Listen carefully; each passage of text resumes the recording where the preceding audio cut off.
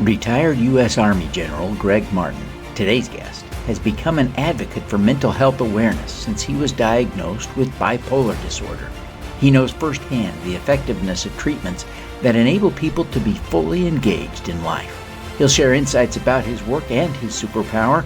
I'm your host, Devin Thorpe. Welcome to the Superpowers for Good show, where we empower you. General, I'm so thrilled, grateful, and honored to have you on the show. I really appreciate your willingness to come and visit with me today. Thank you. You're welcome. It's really my privilege and a great honor to be with you. Thanks, Devin. Well, you have had an extraordinary military career. I appreciate your offline invitation for me to call you Greg. I'm grateful for that, Greg. But you have had just an extraordinary career in the military. Would you just recap that for us? I can't do it justice. Sure. I'll try to be brief and cover about 40 years. Yeah. After Heights, I always had a propensity to serve in the military. My dad was a World War II vet in the Navy, and I had a bunch of uncles who had served. And so it was just part of my assumption that at some point I would serve in some branch of the military.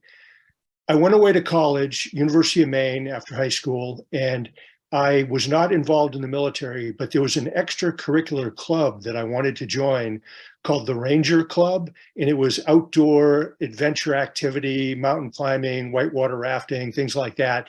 And I said, okay, I want to join. And they said, all right, you can join, but you have to join Army ROTC in order to be in the club. I said, okay, what's Army ROTC? And they said, oh, it's just an elective course. You meet once a week. It's, we give you a uniform and you do some military stuff. So I said, okay. And I liked ROTC. It was a good course. I liked the instructors. I liked the people who were in it. And so I did that, plus the adventure club with the Ranger training and all that. And along the journey, I got encouraged to apply to the service academies. And so I applied to West Point Naval Academy, Air Force Academy, Coast Guard, and West Point accepted me. And so I looked at it and I said, wow, this is a really famous school, great education, all kinds of distinguished alumni. So I said, yes, and I went. And of course, you get a full scholarship and you even get a small salary while you're there. And so I did really well at West Point. And then I graduated, went out into the active Army, the field Army, and I just loved it. I went to airborne school to be a paratrooper, went to Ranger school. So I was qualified to do the commando special forces stuff. And then I was a platoon leader over in Germany during the Cold War. And I fell in love with the soldiers. It was the beginning of the all volunteer force. So it was the aftermath of Vietnam. The Army was a pretty rough place. There was a lot of drugs. There were racial problems. We had convicted felons who were given the option to come into the military because they couldn't meet the quotas of recruiting. And I just loved it, though. It was real. It was hard. It was dirty. We had an exciting, challenging mission. And I just loved, leading the troops. And so the Army's got this really good program where when they identify somebody who's performing at a high level and they think has high-level potential, to go on and be a strategic senior leader, they entice you to stay in with all kinds of great assignments, advanced civil schooling, so they sent me to grad school, and all kinds of other incentives to stay in. And so over the course, year after year, assignment after assignment, good deal after good deal, before you knew it, I was a 2-star general and had 36 years active duty in the Army. Wow. Wow. And it culminated with you leading the military university. What was the university called there? Running? It was called the National Defense University, which is the, sort of the premier school in the Department of Defense, working for the chairman of the Joint Chiefs of Staff and the Secretary of Defense. And it's made up of 5 colleges, and it's a graduate school for senior leaders from the military, State Department, intelligence agencies, and so forth, to go back to school at the graduate level for a year and get a advanced degree in strategic studies, international security, that sort of thing. Yeah, fantastic. And I guess this is where we can transition a little bit to part of the reason you're on the show today, which is to talk about your new book. And I think you have finished writing the book, but it won't be published for a while. But your book, I think, is called Bipolar General. Is it Bipolar General? Is that what the book is called? Yes. Yeah. So it's sort of a memoir of your experience with by being bipolar. And so tell us a little bit about the book and how you transitioned out of the military. So I decided to write the book during my recovery from a severe bipolar crisis that lasted years. And so 6 years ago, I got stabilized on lithium and therapy and other elements to stabilize my brain and to give me a healthy life and to start climbing out of the bipolar pit and put my life back together. And so a couple of years into this recovery that's 6 years long now, I said, I need to tell my story. And I was telling it in very small, localized micro groups. And what I found out, it was that I have a license plate that says disabled veteran. And wherever I would go and people would be walking with me or I'd be getting into my car, they'd see the plate and they'd say, well, what's your disability? I'd say, well, I have a brain thing.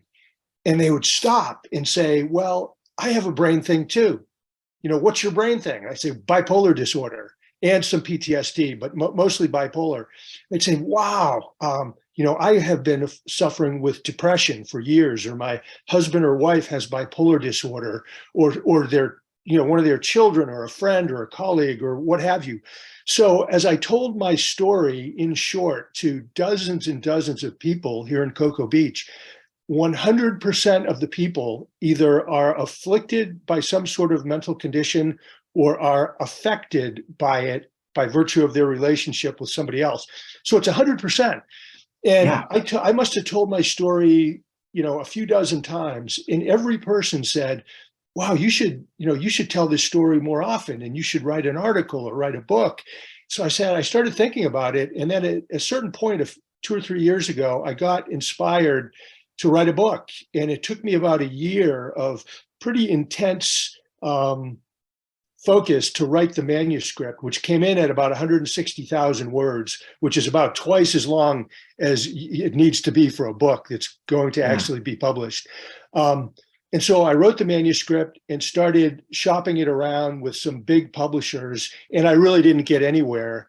And more recently, I went to some smaller ones, and a very, very excellent publisher that is small called the Naval Institute publisher. They read it and they loved it. And they said, we want to publish your manuscript. And this is fantastic. And so I'm working with them now to get it published. And as well, I sent it to the Association of the United States Army, which don't have a publishing arm, but they do have a book program, and they help you get published. And they said, we love your book, and congratulations that the Navy is publishing it. We want to put it on our official book list, official program, and endorse it with the stamp of the U.S. Army. So I'm really thrilled that the book has, taken traction after a year and a half of going pretty much nowhere.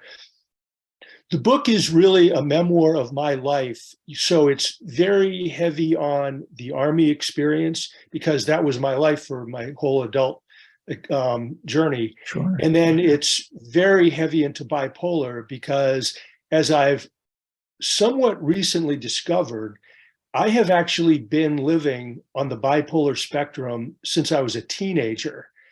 I lived about 30 years with a mental condition, not an illness, but a condition called hyperthymia, which is a near continual state of mild mania.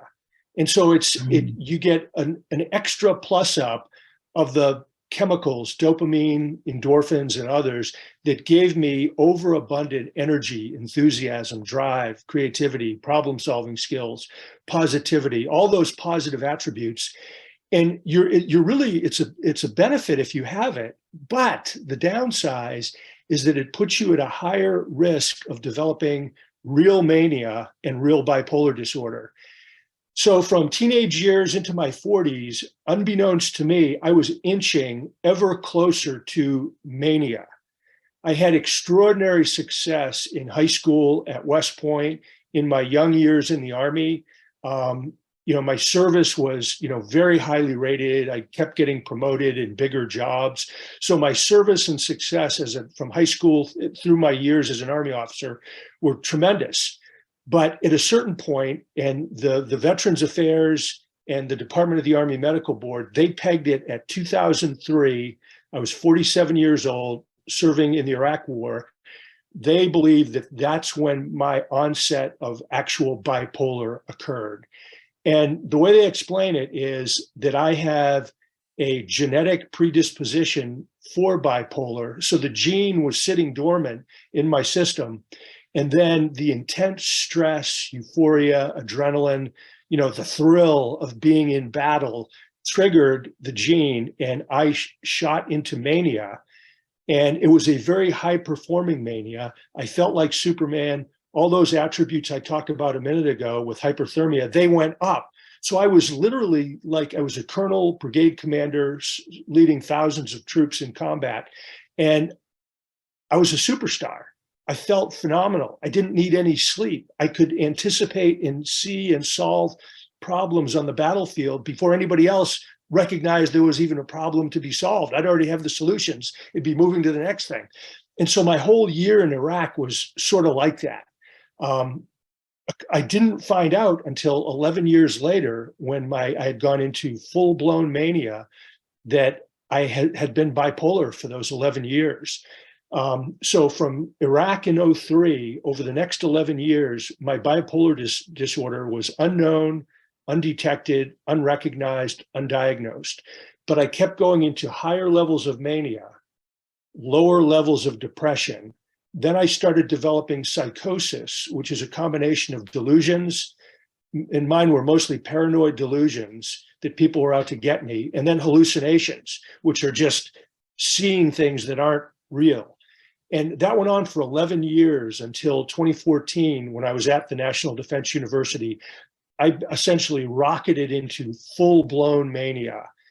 I went into a state of madness, insanity. I was over the top, off the rails. I was talking faster and faster. I was out of control. I had these grandiose visions that I was, on a mission from God. I had all kinds of religious visions with the Holy Spirit and the Apostle Paul, and speaking in tongues. I mean, going to, 20, 30 religious events per week. I mean, I was really out of control. I had hallucinations that when I would ride through my bike through DC at night, I would lift up off the ground and I would be flying on my bicycle over and through the monuments in DC. My flight of ideas got more and more intense, where I got, just in my idea, they were brilliant ideas, but they came so fast, so furious. I didn't even have time to explain them. And then I'd have another great idea. So my poor subordinates, the people who were working for me, I mean, there was no way any human could keep up with the madness that was going on in my brain. And so it led to, sort of a rebellion on the staff and the faculty at the university.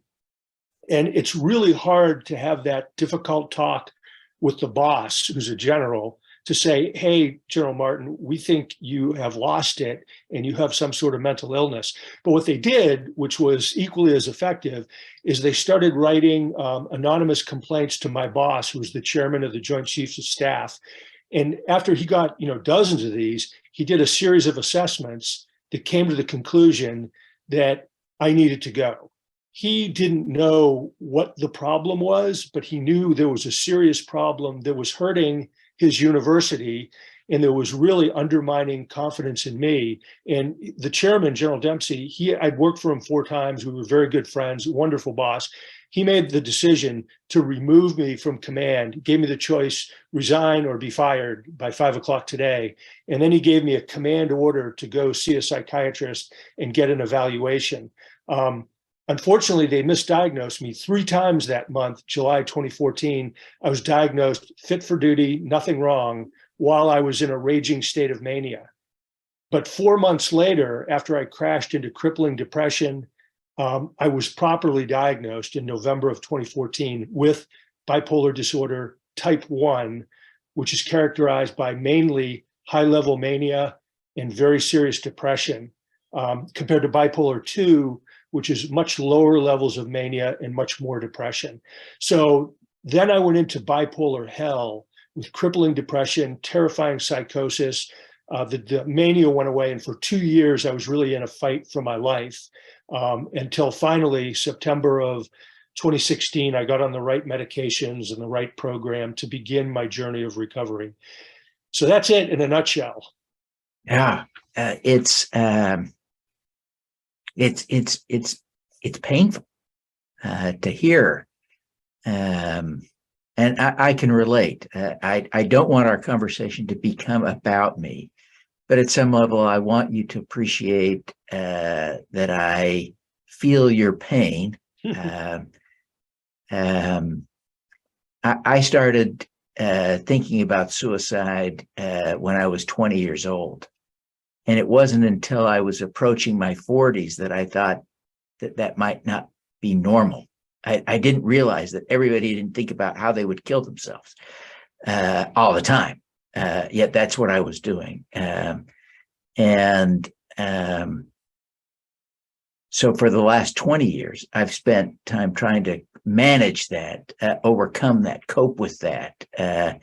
And over the last year, I have been sort of year and a half, I've made negative progress, right? I found myself thinking seriously about that. And so I can relate to the fact that, in so many ways, my life is good.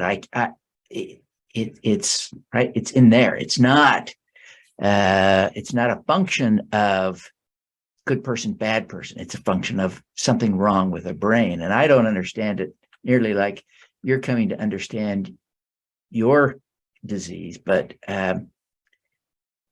as you think about now, tell us a little bit about your recovery. You've called it your forever recovery. Tell us a little bit about that. So once a person has bipolar disorder, you always have bipolar. I mean, I guess, God could, snap his fingers and there'd be a miracle and it would go away. But I don't know of anybody who has had that happen. And so once you have it, it's in your brain. It's inextricably a part of the makeup, the wiring of the brain. So for me, like I said, I was in bipolar hell for 2 years, from the fall of 2014 to the fall of 2016. I had terrible passive suicidal ideations where I was imagining through delusions, through psychosis, my own violent, bloody, horrible death. And it would continue to go through my mind like a nonstop video reel. And that's very, very serious because, as the VA doctors told me, they said a passive ideation can quickly morph into an active ideation where then you develop a plan and you take your own life. So I also did inpatient at a VA hospital for weeks. I did electroconvulsive therapy. I took, probably 15 or 20 different kinds of medication. None of them really worked. I was a zombie for those 2 years. I was miserable. I couldn't make a decision. I was confused. Everything I used to love, I didn't care about anymore. I had no relationships with anybody. I'm really fortunate my wife stuck with me. And there was one friend from the Army who stuck with me and helped me get into a good VA. But my life was miserable. My mind, in addition to visions of my own violent death, I continually ruminated and had all these regrets about all the mistakes I had made in my life. And I kept blaming myself for everything. And it wasn't until about 2 years of this going through hell that finally my wife called my doctor at the VA and said, hey, this isn't working. We need to do something different. And so we went to try the medication of lithium, which is a tried and true mood stabilizer for bipolar disorder. But the reason we hadn't tried it previously is it comes with a number of downsides that it's, can potentially damage your kidneys, your liver, gives you tremors and a bunch of other things. And I talked closely with the doctor, and we kind of replowed the same ground. And I said, hey, doctor, let's do it. I mean, I need to try something different. And after 2 years of misery and really 2016 to 2003, 13 years of bipolar, we tried lithium, and within a few days, my depression lifted. It was unbelievable how the difference. And within about a week, I started feeling like my own self. My enthusiasm, my energy, my zest for life came back. And my wife and I made a decision kind of strategically that we were going to move somewhere that had abundant light, sunshine, warm weather. So we moved to Florida, took a chance, moved to Cocoa Beach, didn't know anyone, but we've loved it. It was a great decision. And the recovery process is, I think, number one, you have to get the biochemistry of the brain in balance and at a healthy state. And for most people, that comes through medication. I know there are some people who advocate, herbal remedies and holistic approach and things like that. And that's wonderful. If that works for you, good, go for it. For me, I trust more in the medication, and the lithium and other medications are working for me. So you have to get that right. Number two, you have to work with the rest of your medical team, which should, for bipolar and depression and other mental conditions, probably should include a therapist. So I've got a psychiatrist who does the medication. I've got a therapist. I just met with my therapist this morning, and they help you problem solve and think your way through issues that are complicated and challenging. Thirdly, you have to live a healthful life. And everybody knows about that. But I mean, there's brain healthy diets. You need plenty of sleep, 8 hours a day, probably should take a nap, plenty of water, lots of exercise, reduce your stress, figure out how to meditate. So you need those healthy living things. And I think reducing and avoiding stress is a huge part of it. And then that's kind of takes care of the physical aspects of your brain health. And that's necessary, but not sufficient. To build a recovery that's built to last, I think you have to anchor it into what I call a social platform of the 5 Ps. And the Ps are, first is people, developing a network of people who make you happy, energize you, are fun to be with. So my wife and I have done that in Cocoa Beach.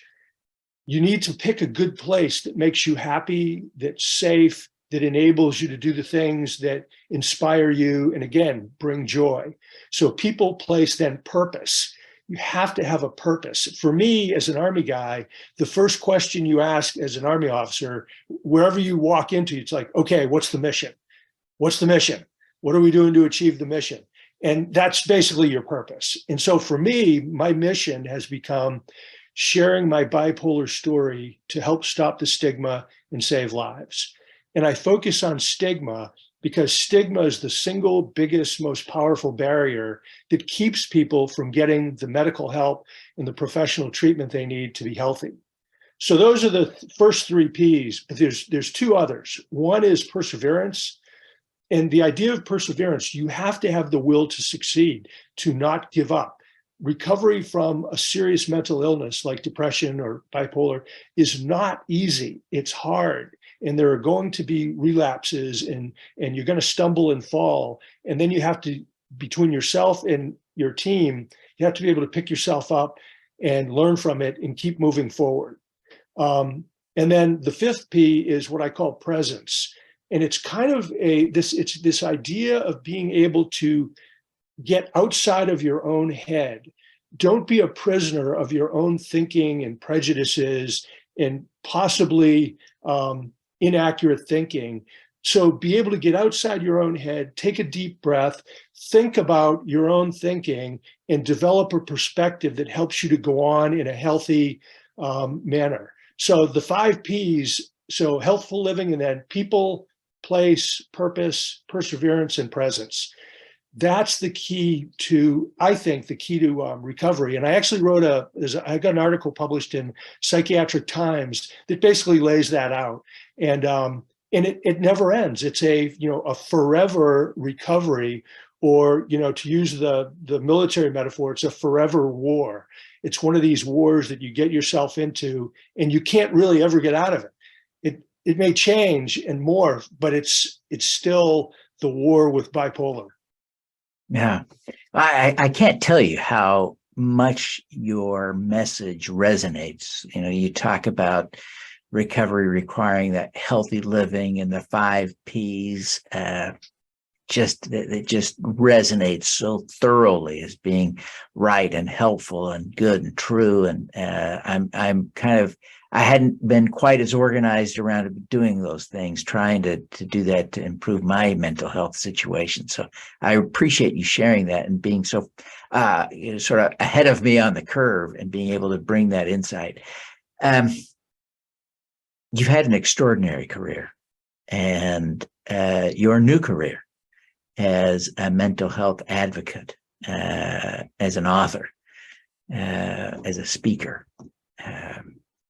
So important, so valuable, and it's exciting to see your success in this new role. I've read some of what you've written for Psychology Today. I mean, you are becoming a genuine authority on mental health, and what a valuable perspective you bring. As you think about all of that, all that you've accomplished, including especially since your recovery began, what do you see as your superpower? I've got a few.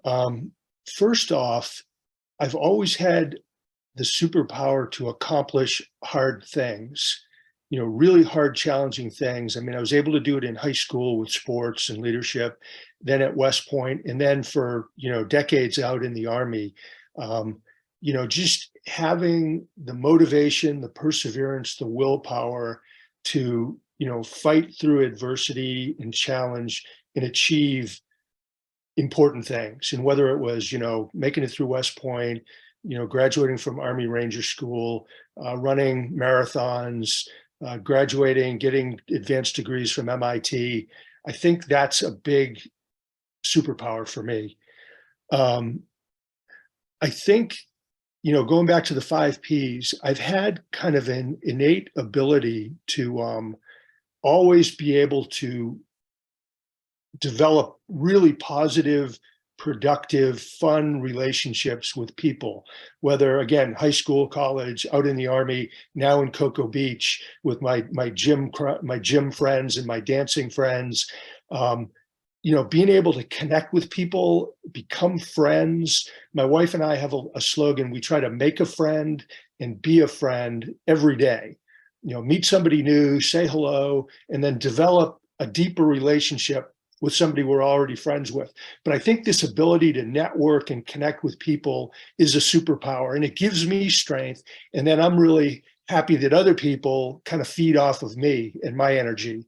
I think another superpower is this idea of purpose or mission.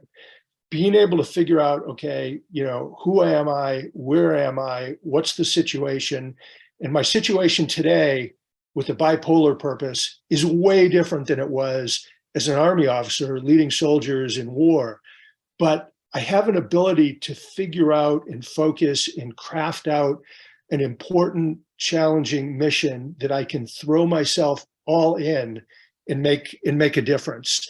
And then, to continue to persevere with it. Having gone from, being not much of an author or a speaker to now, as you said, I mean, published about 20 articles and have done, dozens of talks with all of that. And I think the bipolar has really humbled me. So I went from being and believing I was Superman, and part of that being fueled by mania, and I crashed hard. I mean, I went into crisis. My life went into the disaster mode, and I'm thankful I was able to climb out of the pit and recover. And I'm on a journey of recovery, but I've really built a new life, which I'm very, very thankful for. I'm thankful to my friends, my wife, God, everything. But it's given me a humility and a compassion to have been crushed and brought down so low, and having had, suicidal ideations to where the VA hospitalized me and they gave me electroconvulsive shock therapy, and that I wanted for 2 years. Every night I'd go to bed, I wanted to die. I didn't want to wake up in the morning, and I thought it would be better for my wife and me and my family. I mean, that's pretty humbling, and to be where I am now is really exhilarating. But it's given me a deep sense of humility and compassion for other people, particularly those who are struggling with some sort of mental illness. And then I guess the last thing is, and it ties into that, is just this desire to serve a greater cause. And it ties to mission and purpose, but being able to figure out how to serve a cause greater than self that will help and support other people. Yeah, that's a powerful portfolio of superpowers, and I'm grateful that you would share all that. Greg, it's just been a true pleasure to visit with you. I'm so grateful. I think about the insights, the value you bring to me personally. It's incredible. I am certain that there are others that will benefit from our conversation, as I've had so many people reach out to me. You made the point that 100% of people either experience or are connected closely to someone who experiences a mental health problem. That there is a tremendous need for your insights, and so I'm grateful that you'd come on the show and talk about it. Before we go, would you take a minute and tell people how they can learn more about you and your speaking, your book, your publications? I don't want people to leave here without knowing how to use you as a proper resource. Sure, and thanks for that opportunity. You heard what my mission is, sharing my bipolar story. I mean, that's what I do. This is my purpose. I'm retired from the Army, but it's my full-time job. If you would like to get a hold of me or read any of my articles or listen to any of my talks or podcasts, I've got a website. It's www.generalgreggmartin.com. And that's general, and then GreggMartin.com. So it's all one word. And you can reach me by email on that website. So feel free to send me an email. If you send me an email, I'll answer it. We'll get into an email discussion if you'd like. I'd be happy to follow it up, with a phone call or a Zoom. If you're interested in having me speak, just get a hold of me and we'll work out a time and a place, a date. And my articles, most of them are on the website, and I'm a regular blogger on Psychology Today. So I think I've got 7 blogs on Psychology Today. I've got more on the International Bipolar Foundation. They've got a blog site called General Gregg's Corner. So there's quite a bit of material. My book, which is called The Bipolar General, My Forever War with Mental Illness, that should be published in about 1.5 years through the Naval Institute Press. So those are some ways to get a hold of me, and I'd love to continue the dialogue. Well, thank you. Thank you very much, Greg. We're so grateful, and we wish you every success in your personal recovery and with your incredible, admirable efforts to help other people in their recovery journeys as well. Kudos and best wishes to you. Thanks, Devin. It's been wonderful talking with you. I wish you all the best, and it's been an honor and a privilege to be on the show. All righty. Let's do some good. Yes, sounds good. Thank you for tuning in to the Superpowers for Good show. Twice each week, We host changemakers who share their impact, insights, and superpowers. Don't miss another episode. Subscribe today at superpowersforgood.com. That's superpowers, good.com. Be super empowered. Get your copy of the book, Superpowers for Good, as an ebook, audiobook, paperback, or hardcover edition via your favorite online retailer. Interested in having me speak to your company, organization, or association? Visit devinthorpe.com. Then let's talk. Now, keep using your superpowers for good. Together, we can reverse climate change, improve global health, and eradicate poverty.